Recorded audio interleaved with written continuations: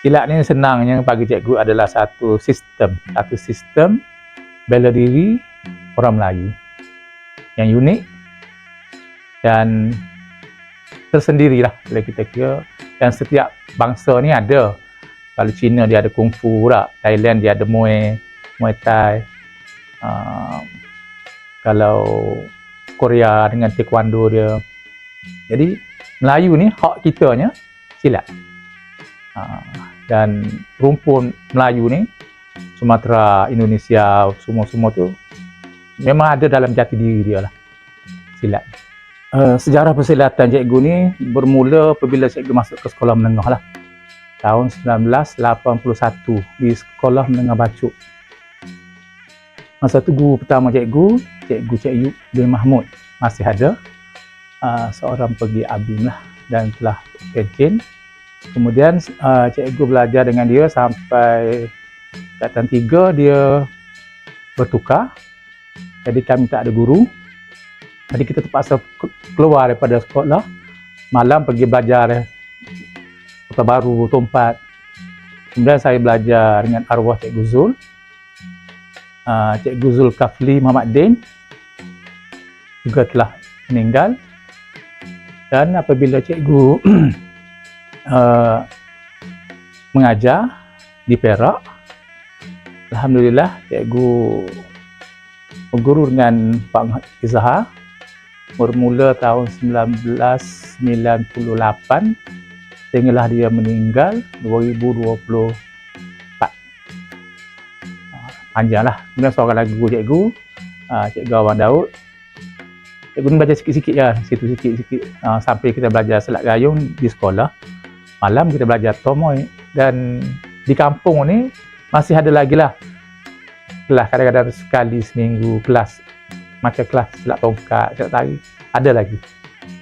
Mana ibu bapa tu selepas isyak tu ada pergi macam cikgu buat malam Selasa tu, ada lagi buat apa-apa hantar lah. Dia keris ni dia berkaitan dengan silat lah.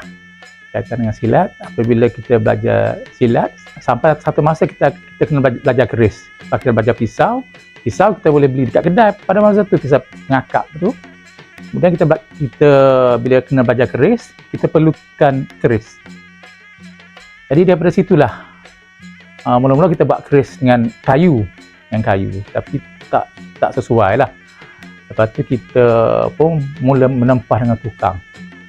Tempahan saya yang pertama tahun 1986. Keris tu masih ada lagi dekat rak tu. Keris tu masih ada lagi. Keris pertama cikgu, keris untuk silat lah, keris pelanggan, 1986. Murah. Maknanya main dengan tukang besi ni start tahun 1986. Kemudian bila tidak keris sajalah, bila kita belajar kerambik, kita pun pergi tempah juga kerambik dengan tukang besi lah. Dan daripada sini kita tengok cara guru dulu mendidik kita dengan senjata ni, dia pandai. Contohnya, apabila kita belajar kerambik dan bila kita tamat pelajaran tu, dalam majlis khatam tu kita kena bawa besi. Kita carilah besi mana-mana tu, cari orang kampung ke, sampai ibu kaki, kita bagi pada guru kita, dan dia buat apa, Allah dia jampi ke apa semua, dia bagi balik dekat kita, dan dia suruh kita sendiri pergi cari tukang besi, pergi tempah dengan besi tadi. Nampak tak, secara halus kita akan kenal tukang besi. Dia didik kita dengan dunia senjata ni bukan melalui cakap kamu kena minat keris dah. Dia suruh kita bagi besi tu, kita pergi jumpa tukang besi, cakap apa yang kita nak, tukang besi akan lukis design nak buat macam mana. Daripada situlah maknanya tempahan keris cikgu utama 1986 sampai sekarang lah dengan dunia besi ni.